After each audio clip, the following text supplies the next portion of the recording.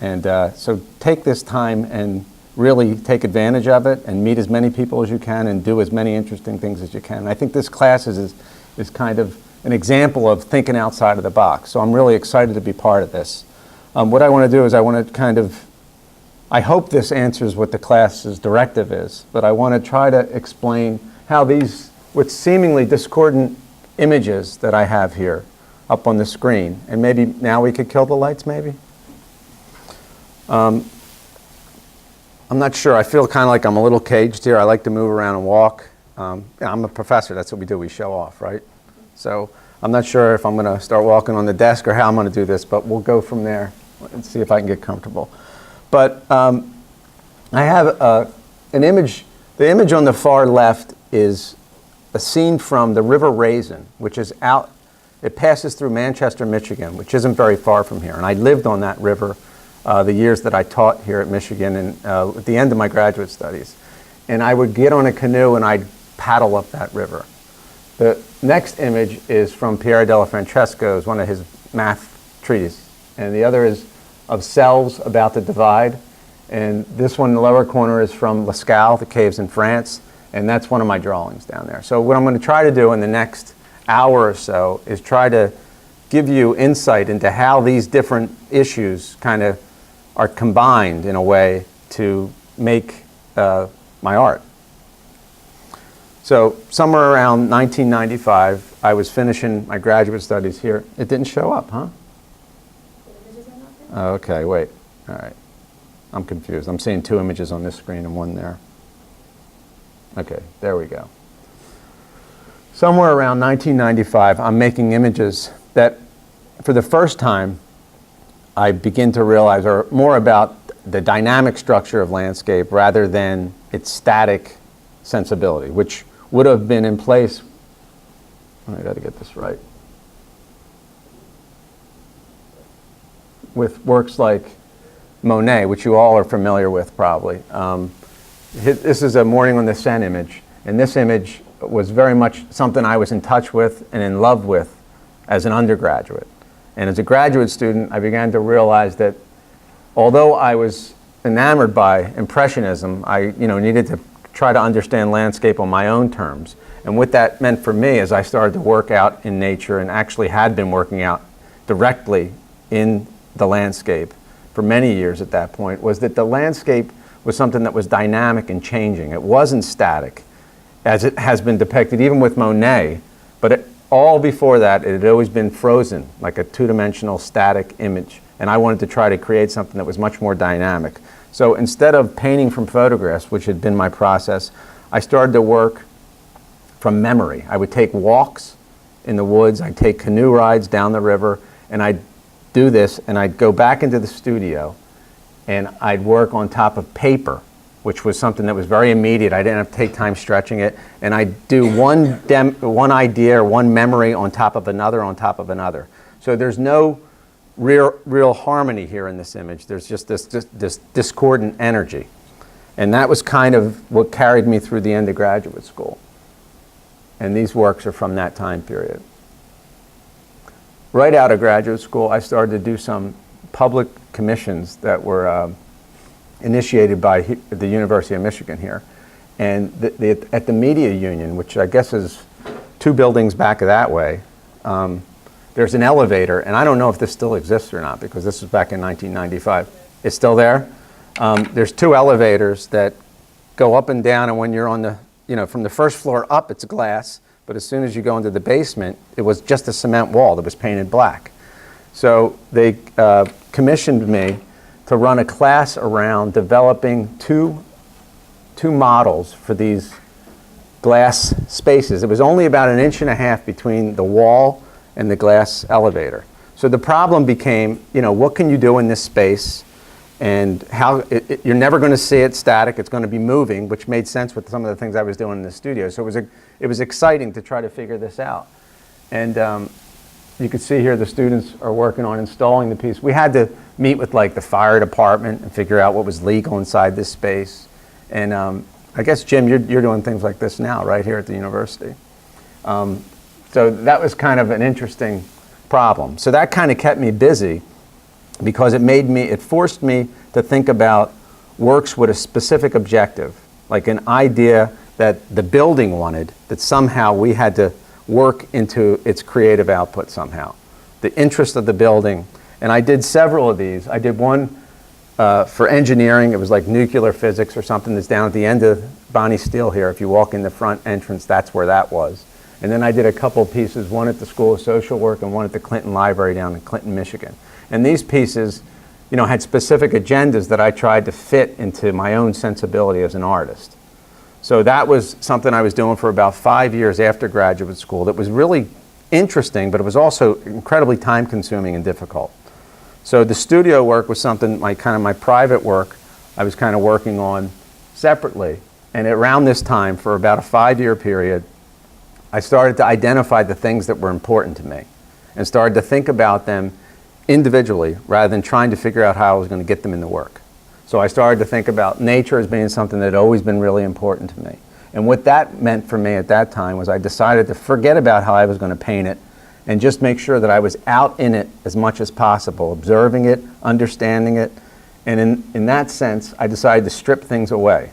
And I decided to just go out in nature with paper and charcoal and an eraser. And it's pretty simple.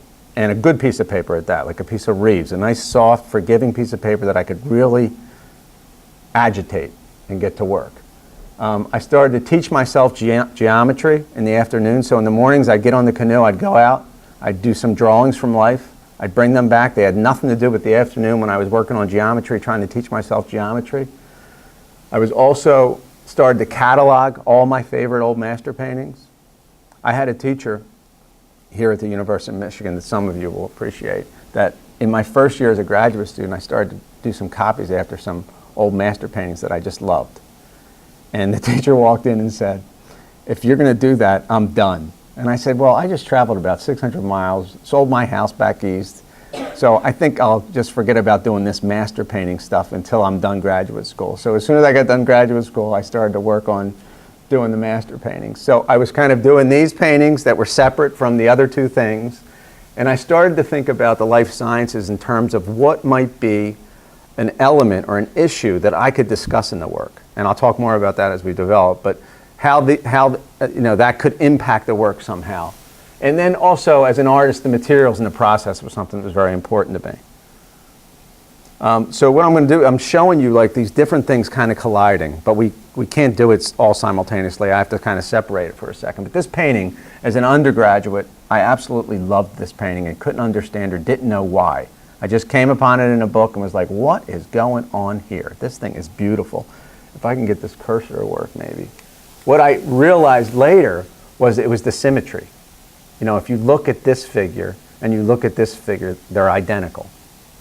And I had been painting water all my life, and I think it was that relationship of the land with the water and the reflection that is always something that I found really compelling. To see it happen in a figure painting this way and have it masked was really something interesting. And I began to understand that there was something at work here that was beyond the figures themselves, something that was holding the figures together. I also was looking at the idea of other great painters and the way they would deal with the same subject matter.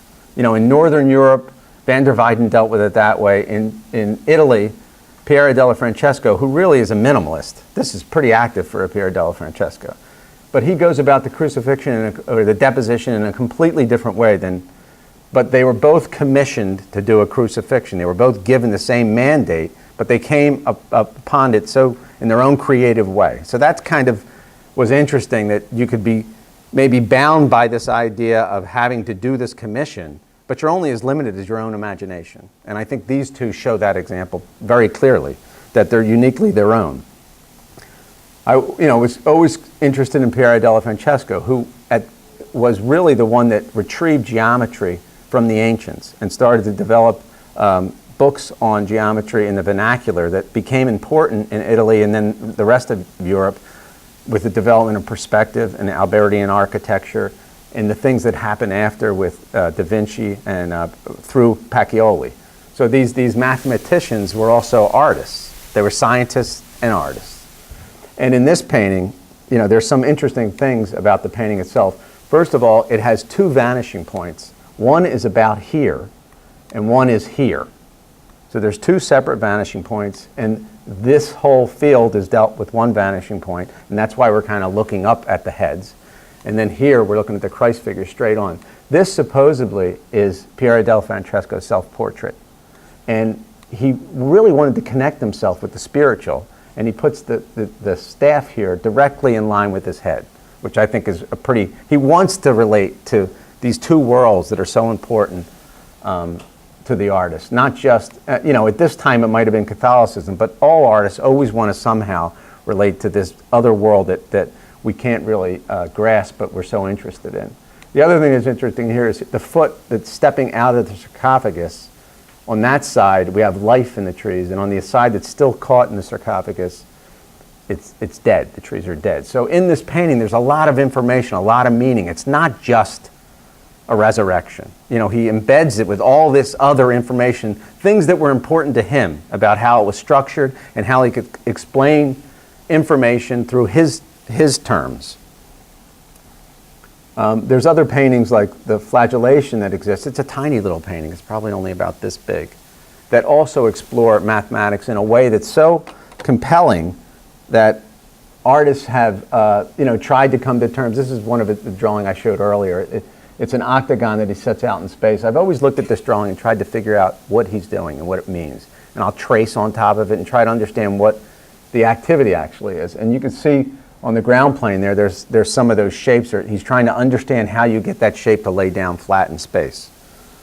But the architecture is so clean in this image that you can literally, these drawings that are on the left are reconstructions maybe a few decades ago of what those buildings would look like, given the information he does on the flat plane three-dimensionally. So they're so right in their painting that the later people in the end of the 20th century figured out how to draw this building. So I find that pretty interesting. So I'm trying to understand what it is that I like about these images and how these artists use geometry. And this is one of the little tricks I did along the way. I'm going to kind of show it to you. I traced on top of that odd rectangle. And I found out recently that rectangle has meaning in that it's the shape of a crossbow.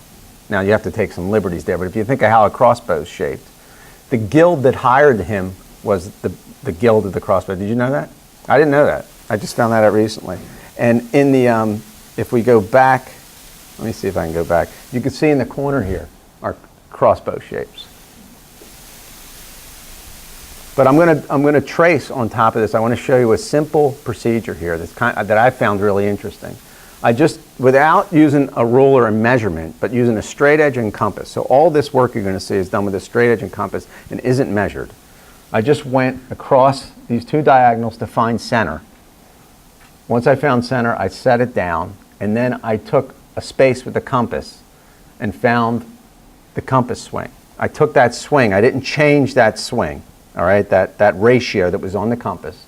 And I went up to the corners here, and look where they land. It lands right on that form. So I don't think that that's an accident.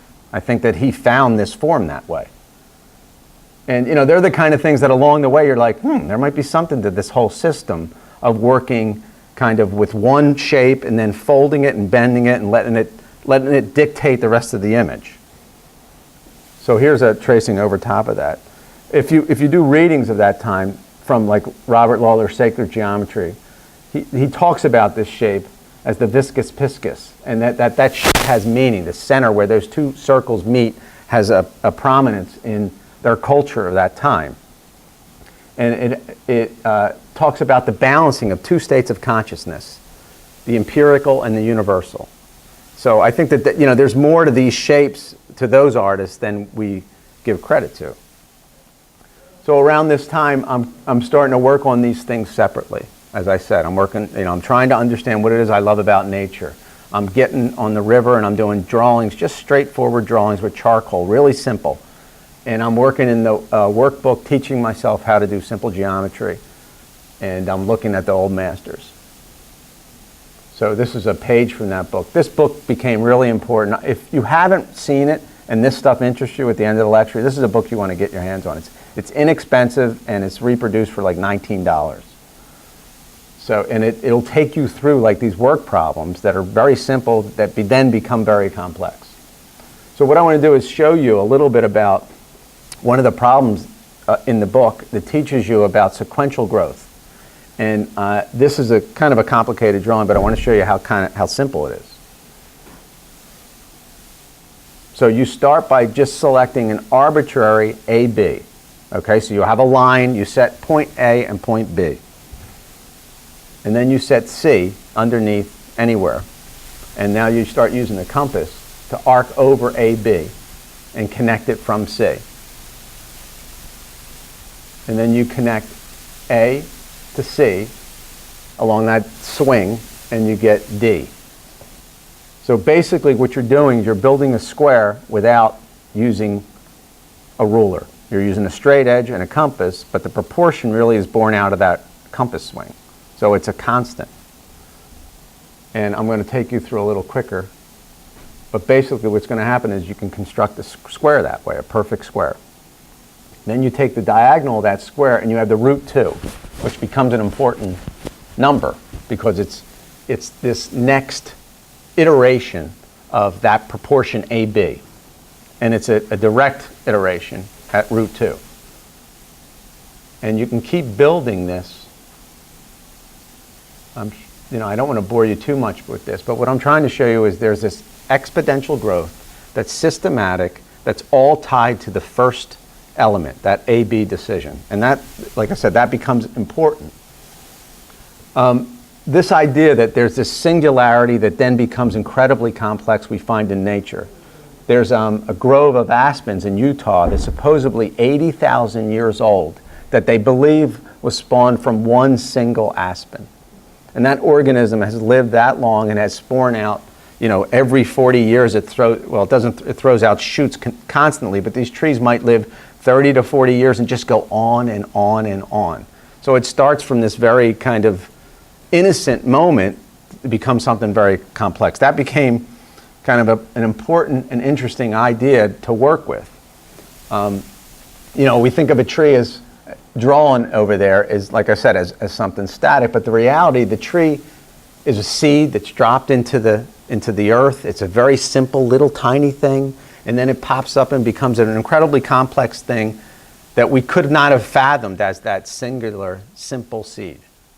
And the truth is that happens in a way that's numerical, and it's called the Fibonacci series of numbers. So if that seed drops into the earth as a singular, and then it grows up, it goes through this 1, 2, this 2, 3, this 3, 5, this 5, 8, 8, 13, and it keeps getting more and more and more complex. So there's a correlation between these things that are happening in nature and how we could put a mathematical relationship, kind of apply that to them. And that became fascinating. So I was looking at issues like this. I was looking at trying to understand how these shapes were made and how they had a continuity. And if you look at the symmetry that you find growing out of the nautilus here, it follows a certain pattern along the Fibonacci series of numbers. And once it hits this 144.89, which is about the 10th iteration, it hits the golden mean. And it'll stay there at 16180 for the rest of its existence. So it takes a little while to work itself up there because we're working in such small increments, but once the increments get bigger, it's constant. So any iteration beyond this in the Fibonacci series of numbers stays at the 1618, which, it keeps me busy. I don't know, I think it's interesting. If you look at a pine cone, there's two directional elements, and one of them is rotating down and one of them is rotating up. One is rotating, I think it's 8 passes along as it works itself down, and the other is rotating up 13 passes. Is that what it says, something like that? Counterclockwise versus clockwise. So these things are happening mathematically in these little tiny shapes, but they're also happening in kind of the way that scientists and astrologists are starting to understand the universe and some of the ways stars and galaxies exist or grow together. So I don't understand this stuff, and I don't pretend to understand it. I'm an artist, not a scientist. But I find this stuff interesting, and it's enough to kind of get my mind thinking in ways that it wouldn't conventionally think it. And I think that that's the important part about all this.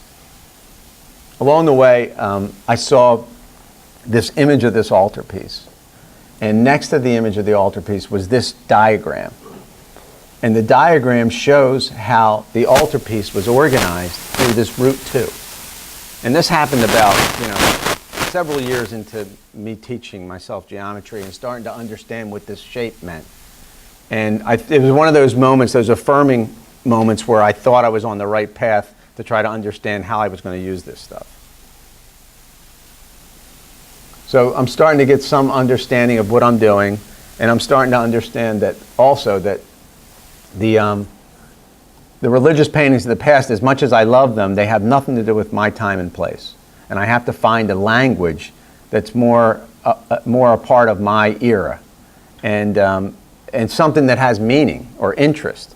And at that time, around the turn of the century, there was a lot of discussion about the life sciences and the impact they were going to have in the world. Actually, I think there was much more than there is now, and we should be having this conversation, but we're really not. We're just allowing those things to take place. But there's a lot of good that's going to come from this too. It's not just scary and negative. It's incredibly positive. There's a lot of there's therapeutic cloning. There's reproductive cloning. Both of these things have a lot of merit, and they have a lot of potential in what they could do to save lives in the future. But it's also tied to all these ethical issues. We want to help infertile couples, but what's the religious or the moral values tied to that? So these are complicated issues that don't have simple answers.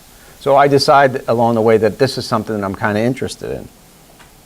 And around that time at Texas A&M, and what's that called, College Station down there, they were able to clone a cat, and the cat was an identical DNA replica of its mother, but its stripes were different, which I just think that that's kind of funny and silly. That you could do everything, but you haven't, that part hasn't lined up yet. So what does that mean for other things? I'm not sure, really. We have this duality on this topic of, cloning could really be a great thing, but it also is a little scary, I think. And we're about to change mankind forever. This is a little bit that I pulled out of an interesting interview that, again, something you might want to write down and read if this is the kind of thing that interests you. Lee Silver from Princeton was talking about this whole idea, and he deals with it more from a sociological point of view. And, he pretty much says that we've been messing with these things forever.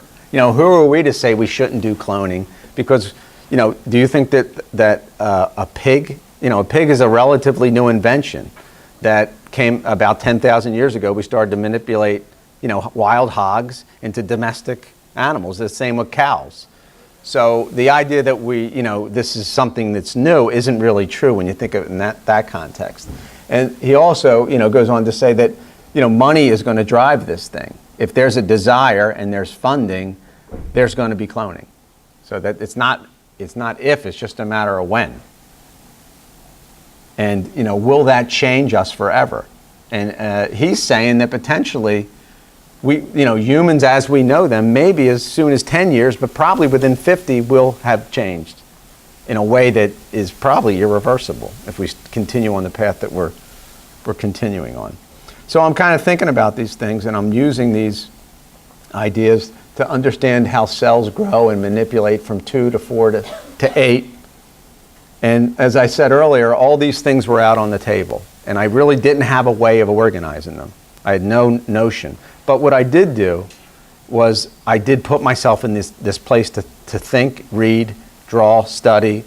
So it wasn't, I was very actively engaged in all these things, but as I said, they were separate. Around 2000, I had a breakthrough, and I started making some paintings and drawings that dealt more directly with this idea. I started to use the root 2 equation to orchestrate these forms in a way that would grow on the pictorial field, and I came up with paintings like that. Is that really subtle? Can you see there? Can you see 4 shapes from where you are there? This painting is all yellow, but it's done with lemon yellow and cadmium yellow. And the idea was the division of cells, but I also was kind of playing with this idea of creationism.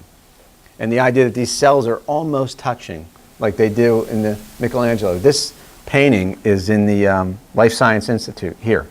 I don't know if any of you have ever seen it. It's in the library, is that right? Is that where they have it?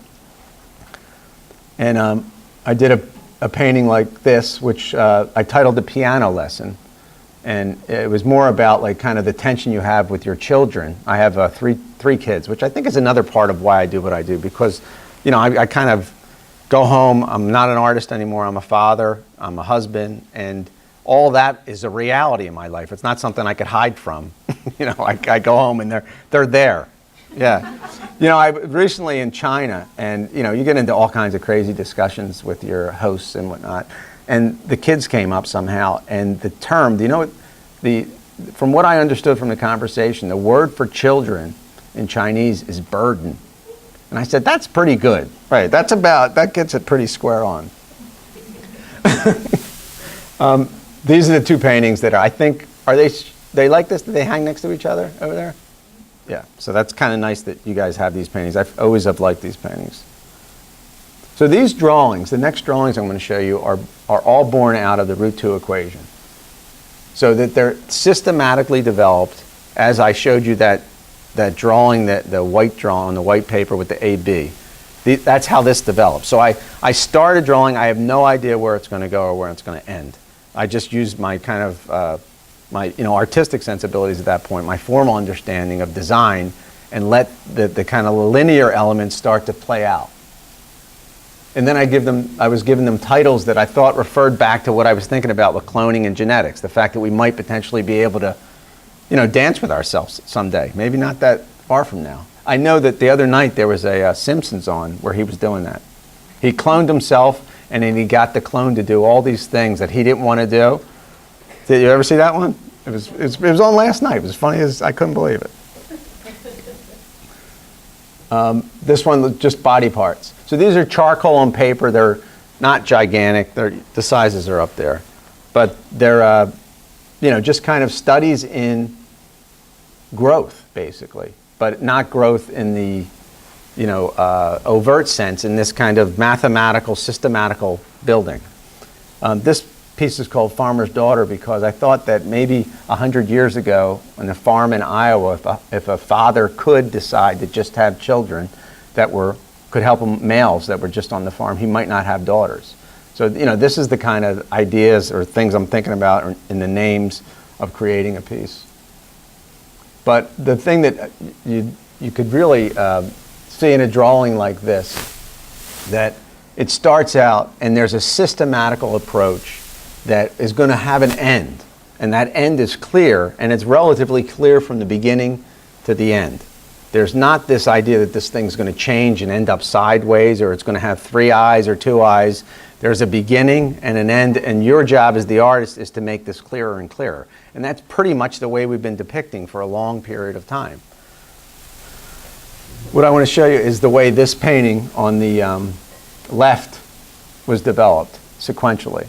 And you're going to see it change radically from its start to its end. So this is what it ultimately ended up looking like. This was kind of the picture I was looking at for color and design, and it's just full of triangles. I don't know if you can see them, but they're everywhere. That's one. That's one. That's one. That's one.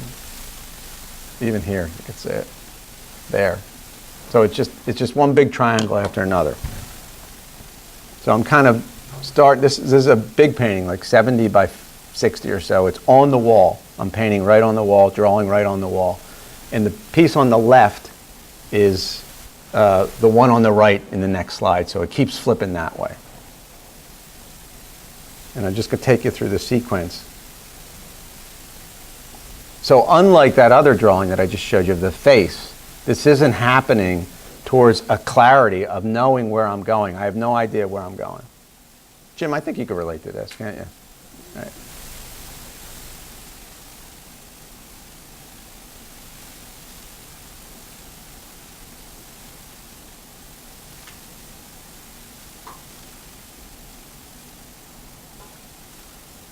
Now, I think it's getting closer to where it ends. But I can't see it yet. I don't know what the end game is. And there it finally lands there. So kind of, I'm just trying to show you that things develop in very odd ways, and you just have to let them go sometimes. If you have a system in place that you trust, ultimately it'll get you where you want to go. One of the other things that I was looking at around 2005, I'm sorry, is the way scientists express DNA visually. And this is one of the images I found. And it's just a simple pentagon and a hexagon. And you can see some different images that I was looking at that I thought were interesting. That's a beauty, I think. So a drawing like that would have been something that I was like, how did they do that one? And I was also thinking about this is a kind of a funny grouping of slides, I know, but I'll explain it. I was also thinking about the idea of how I could give meaning to shapes.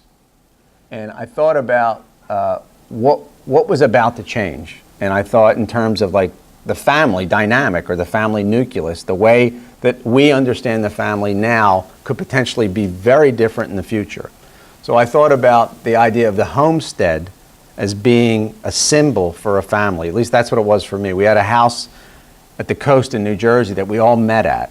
So that house became this symbol of the union of the family. Once the family kind of started to disperse all over the United States, we would get together at this homestead. So I started to think about a shape that might fit in to these other two shapes that were defining how scientists deal with DNA. And I came upon this shape through a lot of mathematics, like a lot of preparation study to get it to fit in line with the hexagon and the pentagon there. And if you look at the shape, you can kind of see the outline. It's like a house in perspective. So now I had a shape that had meaning for me. It wasn't just an odd-sided shape. It had meaning, and I wanted to kind of somehow work it into these other shapes that I was interested in. And I did a series of drawings just based on that shape and started to realize that it started to connect and flip back on itself and make nice relationships. This one, is kind of expanding out. And then here in this drawing, I combined it with the hexagon and the pentagon, which were already in place with the way scientists identify DNA. And I was able to, add my idea of the family nucleus, the family structure. Around 2005, I got the opportunity to show work in Paris in this beautiful Baroque cathedral. The problem was that I didn't have a whole lot of money to get the work there or to get myself there. And the bottom, we see Amstel Kiefer has this incredible installation in this site that I was going to be able to show in, but he's a millionaire. He's got a lot of money. He's got his own island outside of France. Yeah. So I had to kind of come up with a system that I could get the work there and then get it back at little to no cost to myself. So I looked to the Asians, who are masters at building screens and scrolls, and started to study this process. I went to the Art Institute of Chicago, and they have a great screen collection. I tried to figure out how they make those hinges, and I figured it out. I went back to the studio, figured it out, and started to work with the hinges. And I tried to figure out